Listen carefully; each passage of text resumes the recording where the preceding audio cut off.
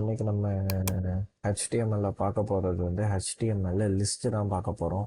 List வந்து இதில் வந்து நிறைய டைப்ஸ் இருக்குது. அதாவது அன்ஆர்டர் லிஸ்ட், ஆர்டர் லிஸ்ட்னு 2 டைப்ஸ் இருக்குது. அன்ஆர்டர் லிஸ்ட்னால் என்னென்னா, ஒரு லிஸ்ட் வந்து ஒரு ஆட்டோமேட்டிக்காக அதில் வந்து அன்ஆர்டர், அதாவது ஒரு ஆர்டராக இல்லாமல் இருக்கும். அதான் வந்து அன்ஆர்டர் லிஸ்ட்டு. ஓகேவா? நெக்ஸ்ட்டு ஆர்டர் லிஸ்ட்னால் என்னென்னா, numbers, upper case, lower case, Roman number, அதுக்கப்புறம் ரோமன் நம்பரே அது வந்து லோவர் கேஸாக இருந்துச்சுன்னா அது எல்லாமே ஆர்டர் லிஸ்ட். இப்போ அதோட எக்ஸாம்பிள்ஸ் எல்லாம் பார்ப்போம். இப்போ அன்ஆர்டர் லிஸ்டோட எக்ஸாம்பிள்ஸ் பார்ப்போம்.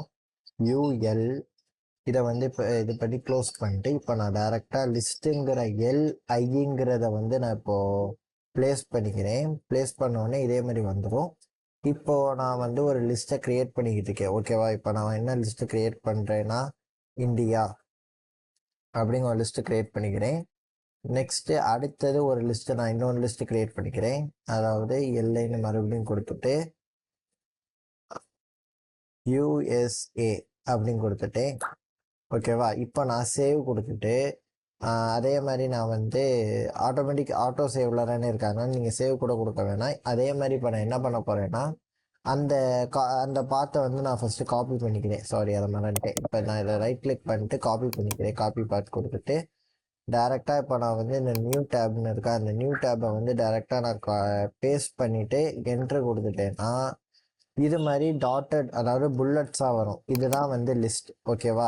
இந்த புல்லட்டை வந்து நம்ம வந்து CSS யூஸ் பண்ணி, அதாவது ஸ்டைல் ஷீட் யூஸ் பண்ணி நம்ம வந்து பிரிச்சுக்கலாம். ஓகேவா? அதாவது இப்போது இந்த டாட் வந்து ஒரு ட்ரையாங்கிளாவோ, இல்லை ஒரு டைமண்டாவோ, ஒரு ஸ்கொயராகவோ, இல்லைன்னா ஒரு டிஸ்காவோ, அது மாதிரி வேணும்னா நம்ம வந்து அதை வந்து CSS யூஸ் பண்ணி நம்ம வந்து அதை சேஞ்ச் பண்ணிக்கலாம். அதை வந்து நம்ம CSS சீரீஸில் பார்ப்போம். நெக்ஸ்ட்டு வந்து இப்போது அடுத்தது என்னன்னா, அன்ஆர்டர் லிஸ்ட்டு பார்த்தாச்சு. ஓகேவா? இப்போ வந்து ஆர்டர் லிஸ்ட்டு இதே எக்ஸாம்பிள் வச்சு யூஸ் பண்ணுவோம். OL, அதே மாதிரி இதுவும் OL. ஓகேவா? இப்போ நான் சேவ் கொடுத்துட்டு மறுபடியும் நான் வந்து குரோமை ஓப்பன் பண்ணேன்னா இது மாதிரி வரும். ஆர்டராக 1 2 3.